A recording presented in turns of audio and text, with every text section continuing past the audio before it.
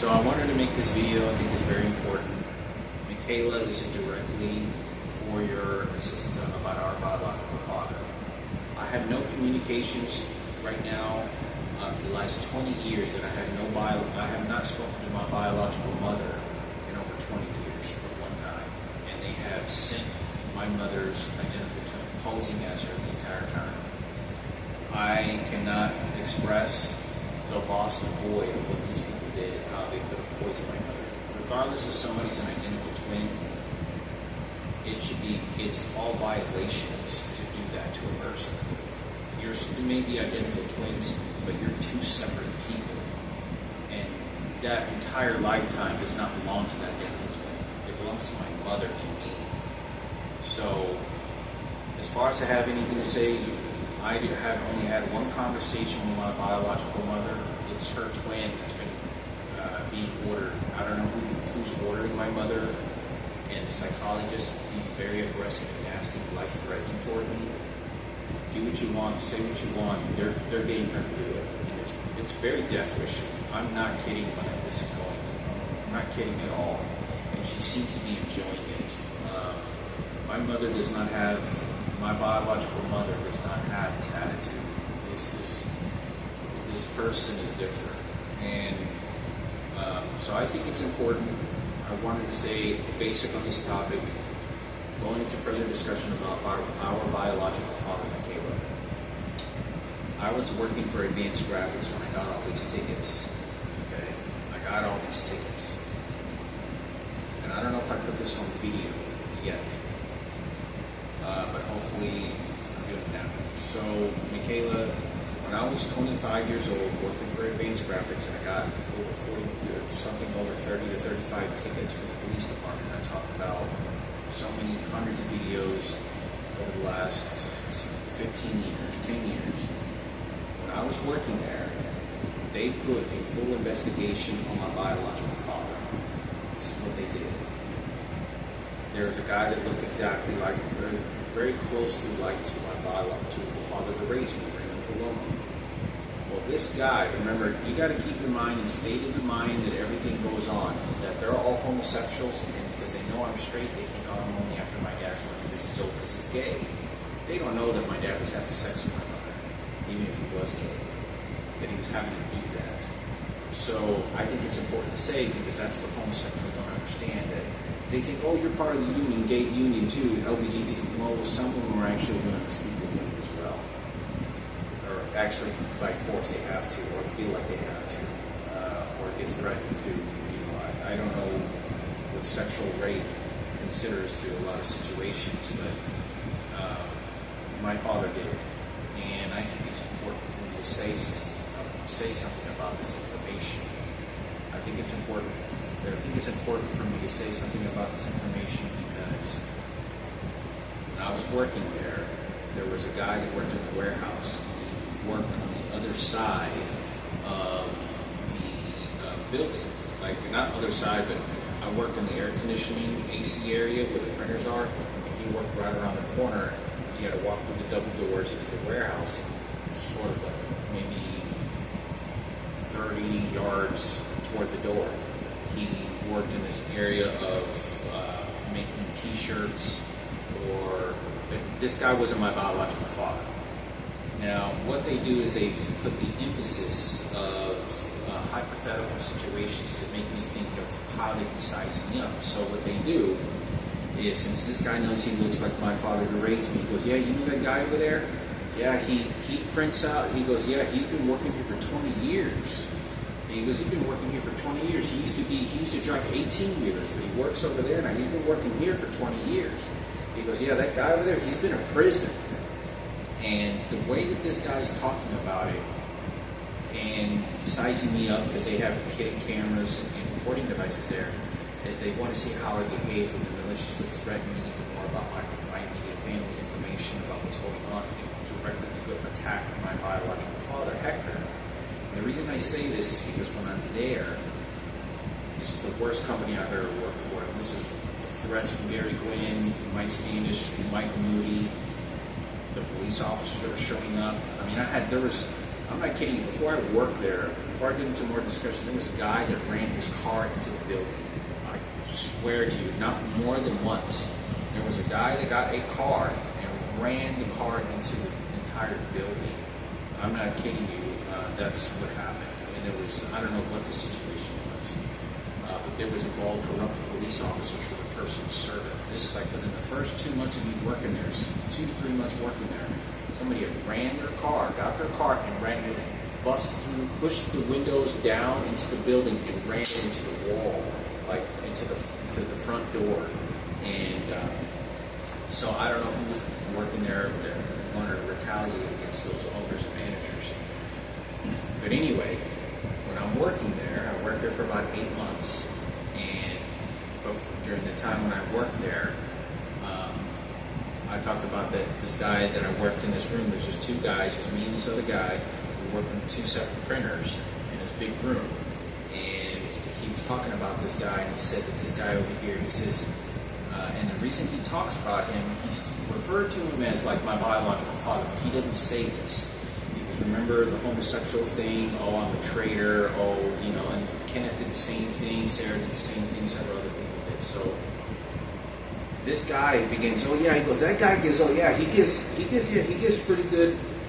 He gets paid here pretty good, and he's doing that because you just give the seeds over here and you pay pretty good. And the reason he's doing that is because he wants to try to look to see if I was after my dad's money. I've never met any of these people. These people should have no business about my biological father and house, real estate value, any of this. It's none of their business to say total strangers or to say, oh, it's homosexual. Oh, no, we give it to your mother. We bought your mother's home dream into this house. It should be nothing about that. So I think I should talk about this because the guy there, he was like a Hispanic guy, kind of. They were after my biological father.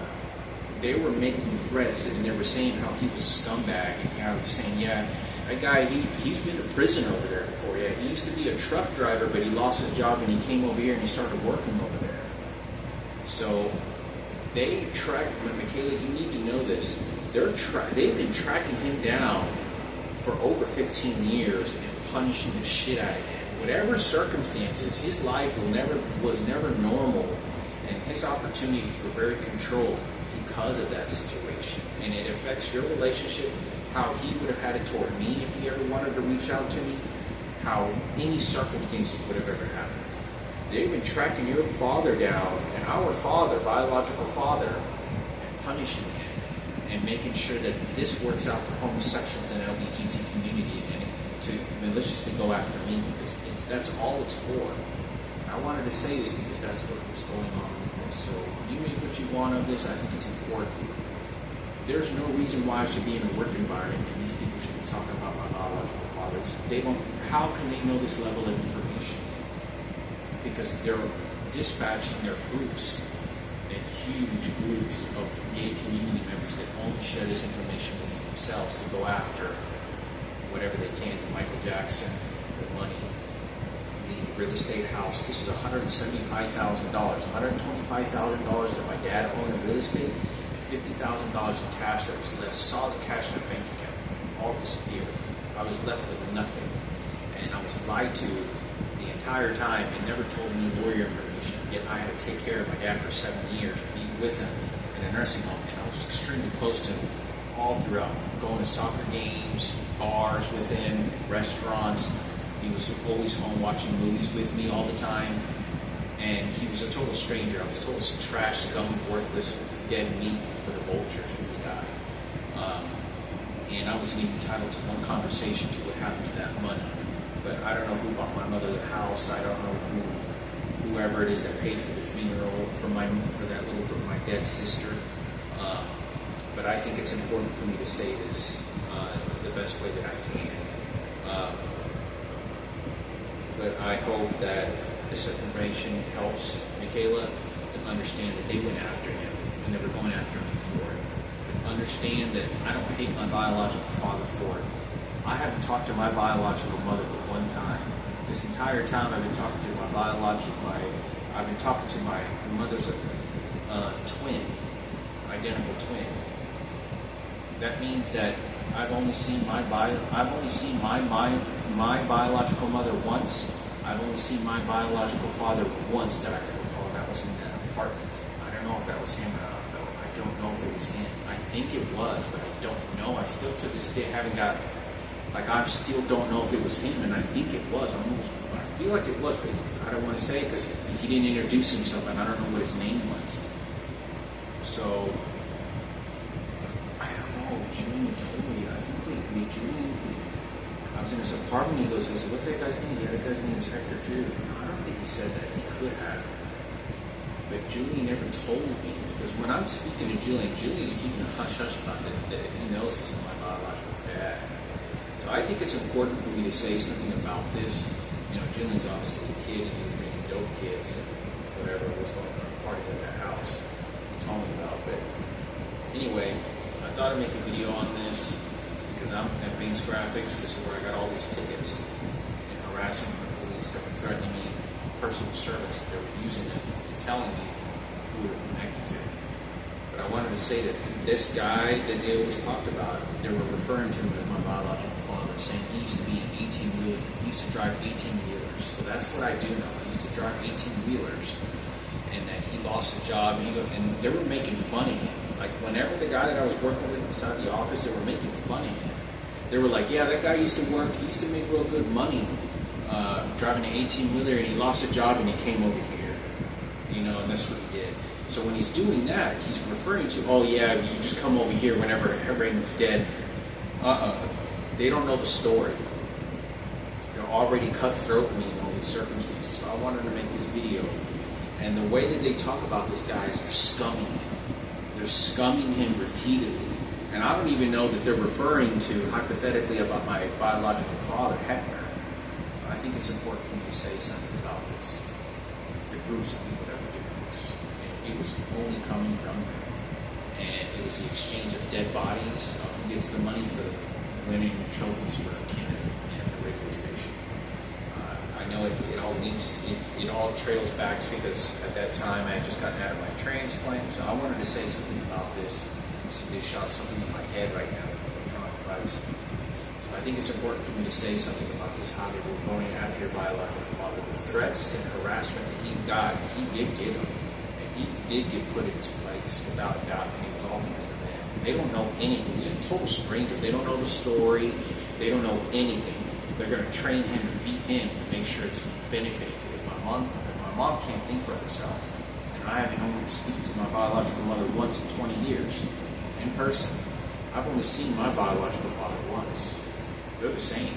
I'm only speaking to my mom's identical twin. That's not my biological mother. That's not her. But I don't know who took over the power of attorney over everything. All I know is that